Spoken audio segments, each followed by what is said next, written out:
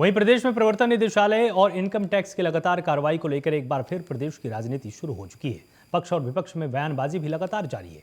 मुख्यमंत्री भूपेश बघेल ने केंद्रीय एजेंसियों को निशाने पर लेते हुए एक ट्वीट किया और ट्वीट कर ईडी और इनकम टैक्स एजेंसियों को पर जांच के नाम पर लोगों को परेशान करने का आरोप लगाया। वहीं कांग्रेस के बयान पर पूर्व मुख्यमंत्री डॉक्टर रमन सिंह ने पलटवार करते हुए कहा कि छत्तीसगढ़ की पुलिस इतना स्मार्ट है कि उत्तर प्रदेश गिरफ्तारी करने के लिए जाते हैं तो उत्तर प्रदेश की पुलिस से बात नहीं करती है। साथ ही कहा कि इतना बड़ा कोल घोटाला ईडी ने प्रमाणित कर दिया है।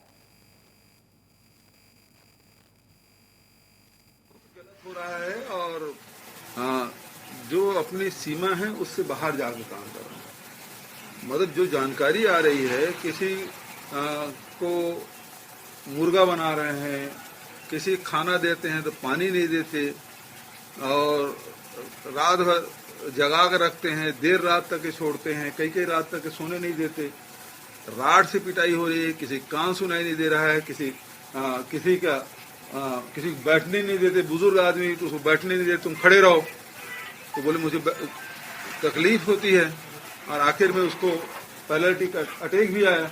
तो ये अमानवीय कृत्य है ना, इसकी इजाजत तो मैं नहीं समझता कि उसको कोई सरकार या कोई न्यायालय इसको देगी, लेकिन इस प्रकार से अपनी सीमाओं से बाहर जाके कार्रवाई कर रहे हैं, ये बेहद दुर्भाग्यजनक बात है। अरे भाई, छत्तीसगढ़ पुलिस तो इतनी स्मार्ट है भूपेश जी कि उत्तर प्रदेश में गिरफ्तारी करने के लिए जाते हैं तो उत्तर प्रदेश की पुलिस से बात नहीं करते और सीधा जाके गिरफ्तारी पत्रकार की करने के प्रयास करते हैं। तो ये तो, और यहाँ पे ये दुनिया में ऐसा इससे बड़ा आश्चर्य क्या होगा। ईडी ने सारे मामले सामने लाए हैं, उजागर किए हैं। इतना बड़ा कोल घोटाला ईडी ने प्रमाणित किया है, दस्तावेजी प्रमाण है।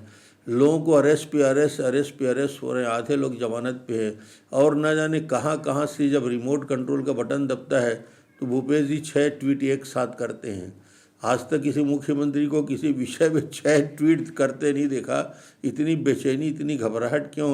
और सवाल ईडी है तो ईडी अपनी कानूनी कार्रवाई करने की प्रक्रिया कर रही है, पूछताछ कर रही है। पूछताछ में यदि किसी को आपत्ति होगी, शिकायत होगी तो अपनी शिकायत कर सकता है। आज तक कोई लिखित में शिकायत नहीं हुआ, सीधा मुख्यमंत्री तक शिकायत पहुंचती है, ऐसा लगता है। छत्तीसगढ़ के भानु प्रतापपुर विधानसभा उपचुनाव में भाजपा प्रत्याशी ब्रह्मानंद नेताम को झारखंड पुलिस ने गिरफ्तार करने के लिए पहुंची है। नेताम के खिलाफ झारखंड में 15 वर्षीय नाबालिग लड़की के साथ दुष्कर्म करने का मामला झारखंड के जमशेदपुर में दर्ज है। वहीं इस मामले को लेकर मुख्यमंत्री भूपेश बघेल ने भाजपा पर तंज कसते हुए कहा कि भारतीय जनता पार्टी बलात्कारी के साथ खड़ी है, बलात्कारी को बचाने की कोशिश कर रही है। वहीं कांग्रेस के बयान पर पूर्व मुख्यमंत्री डॉक्टर रमन सिंह ने कहा कि पूरे घटनाक्रम में झारखंड पुलिस 3 साल बाद जागी है। इसका मतलब ये सब जानबूझकर किया जा रहा है। भारतीय जनता पार्टी बलात्कारी के साथ खड़ा हुआ है। क्या किसी बलात्कारी किस प्रकार से बचाना चाहिए? उसे सपोर्ट करना चाहिए। यदि गलत है तो गलत है, उसे छुपाने की क्या जरूरत है? उसे स्वीकार करना चाहिए, हाँ हमसे गलती हुई, क्योंकि उसी सरकार में एफआईआर हुआ है। जब वो सरकार में थे तब एफआईआर हुआ है, तो उसको अपनी गलती स्वीकार करना चाहिए। अब गलती स्वीकार नहीं करके गलती को बार बार छुपाने की कोशिश कर रहे हैं, तो दूसरी गलती करेंगे, फिर तीसरी गलती होगी। षड्यंत्र का आरोप इसलिए लगा रहे हैं कि पूरी जो घटनाक्रम जिस प्रकार हुआ है और जिस प्रकार ये 3 साल तक झारखंड की पुलिस सोई रहती है और कोई कार्रवाई नहीं करता, कोई नोटिस नहीं, कोई सूचना नहीं, कोई एक भी सम्मन्स जारी नहीं हुआ। इसका मतलब ये हुआ कि जानबूझकर अचानक चुनाव के फॉर्म भरने के बाद ये जागृत हुई है। तो ये सरासर गलत है और गलत है तो उसका विरोध करने के लिए भारतीय जनता पार्टी प्रजातांत्रिक तरीके से करेगी।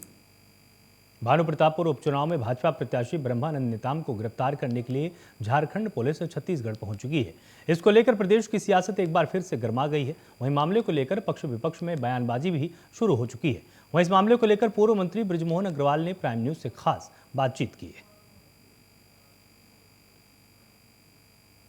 हमारे साथ हैं बृजमोहन अग्रवाल। इनके परिचय, ये किसी परिचय के मोहताज नहीं है, कद्दावर बीजेपी के नेता हैं। हम इनके साथ भानु प्रतापपुर में यहाँ पे खड़े हैं उपचुनाव में। हम इनसे पूछते हैं जो कांग्रेस ने अभी अपेक्ष लगाए हैं उस पर अभी आपका क्या कहना है? हमारा कहना है कि चुनाव आयोग, यहाँ की रिटर्निंग अधिकारी, यहाँ के एसपी ये बताएं कि क्या ब्रह्मानंद नेताम को गिरफ्तार करने के लिए झारखंड की पुलिस आई है क्या? यहाँ अफवाह फैलाकर हमारे चुनावी काम को प्रभावित करने की कोशिश कर रहे हैं और गिरफ्तार करने अगर आई है तो हम उससे डरने वाले नहीं है। ब्रह्मानंद नेताम जेल में रहकर चुनाव जीतेगा। अच्छा, नहीं, दूसरी बात अग्रवाल जी, दूसरी बात ये है कि जीरो में मामला दर्ज हुआ है झारखंड में और रायपुर पुलिस न आकर के झारखंड की पुलिस यहाँ पे गिरफ्तार करने ब्रह्मानंद को आई है, इस पर क्या कहना है आपका? देखिए, झारखंड की पुलिस आई नहीं है, उसको छत्तीसगढ़ के इस निकम्मे डब्बू डरपोक शासन ने बुलवाया है चुनाव में हार के डर से, क्योंकि ब्रह्मानंद नेताम चुनाव जीत रहा है, कांग्रेस हार रही है और इसलिए भूपेश बघेल अपने मित्र सोरेन को पकड़कर और यहाँ पर पुलिस भिजवाई है। तो इस पे आपका क्या कहना है कि 3 साल पुराना मामला है, एक नाबालिग लड़की के साथ अनाचार होता है, 3 साल 4 साल तक उसको छुपाया जाता है सिर्फ अभी आने वाले चुनाव में उसको फायदा लेने के लिए? क्या कि अगर मामला 3 साल पुराना है तो आज चुनाव में प्रत्याशी बनते समय क्यों लाया गया? 3 साल से क्या छत्तीसगढ़ सरकार सो रही थी? 3 साल से क्या झारखंड सरकार सो रही थी? तो ये खाली राजनीतिक मामला है और ब्रह्मानंद नेताम को फंसाने के लिए, चुनाव को प्रभावित करने के लिए किया जा रहा है। अगर ब्रह्मानंद चुनाव को गिरफ्तार कर पुलिस ले भी जाती है तो ब्रह्मानंद नेताम उसके बाद भी जीतेंगे और विधायक बनेंगे, क्योंकि ये पूरे आदिवासियों का अपमान है, खाली ब्रह्मानंद का अपमान। तो इसमें आप लोग के लीगल क्या कार्रवाई की जाएगी? हम हवाई लड़ाई भी लड़ेंगे, हम जमीनी लड़ाई भी लड़ेंगे, हम लीगल लड़ाई भी लड़ेंगे। इस वक्त से हमारे साथ बृजमोहन अग्रवाल, कद्दावर नेता बीजेपी के, उनका कहना है कि लीगल एक्शन कांग्रेस द्वारा लिया जाएगा। नाबालिग से रेप के आरोपों में घिरे बीजेपी प्रत्याशी ब्रह्मानंद नेताम की मुश्किलें कम नहीं हो रही हैं।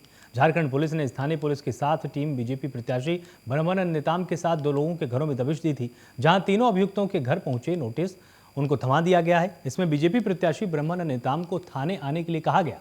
वहीं नोटिस के बाद माहौल फिर गर्मा गया। इसके बाद भाजपा प्रतिनिधि नोटिस का जवाब देने कांकेर कोतवाली पहुंचे, जहां 1.5 घंटे तक झारखंड पुलिस और बीजेपी प्रतिनिधियों की बैठक चली है, जहां ब्रह्मानंद नेताम ने झारखंड पुलिस से समय मांगा है।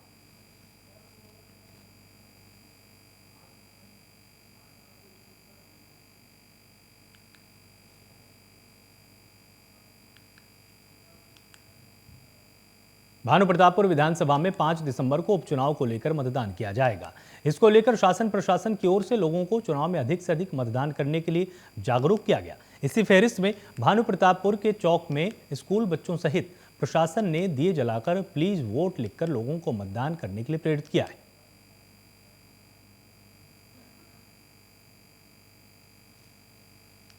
शासन प्रशासन जो है स्वीप कार्यक्रम इलेक्शन कमीशन के द्वारा चलाया जा रहा है। उसके अंतर्गत स्कूल के बच्चे हों, विभाग, अलग अलग विभाग हों, शासकीय विभाग, उसमें विभिन्न कार्यक्रम चलाए जा रहे हैं। नारे अलग अलग तरह के हमने पोताई करवाए हैं हर जगह। अलग अलग रैलियां निकलवाई जा रही हैं। स्कूलों में कार्यक्रम चल रहे हैं, रंगोली कंपटीशन, डिबेट कॉम्पिटिशन्स, और ये हमने एक यूनिक दिया लगाकर सेलिब्रेट करने का एक तरीका अपनाया है, ताकि ये चौक पर है और सभी लोग इसको देख पाएंगे, सभी तक ये ज़्यादा से ज़्यादा लोगों तक ये मैसेज पहुंचेगा। इस बार हम चाहते हैं भानु प्रतापपुर विधानसभा क्षेत्र अंतर्गत ज़्यादा से ज़्यादा लोग मतदान करने आएँ, 100% मतदान हो और निडरता पूर्वक लोग निकलें और वोट करें। रायपुर पुलिस को बड़ी सफलता हाथ लगी है। पुलिस ने ट्रक चोरी गैंग के 5 और सदस्यों को गिरफ्तार किया है। बता दें कि ये आरोपी लीजपुर ट्रक लेकर फर्जी दस्तावेजों के जरिए ट्रक बेच देते थे। आपको बताएं कि आरोपियों के पास से 7,50,000 रुपए और 89 मोबाइल फोन भी बरामद हुए। पुलिस ने अब तक इस पूरे मामले में 11 आरोपियों समेत कुल 40 ट्रक भी जब्त किए हैं। तो ये लीज पर ट्रकों को लेते थे और उसके बाद उनको फर्जी दस्तावेजों के आधार पर बेच देते थे। 17 नवंबर को एक मामला दर्ज किया गया था थाना 404 प्रांतीय अनुज कुमार, जो बेसिकली यूपी उत्तर प्रदेश के रहने वाले हैं।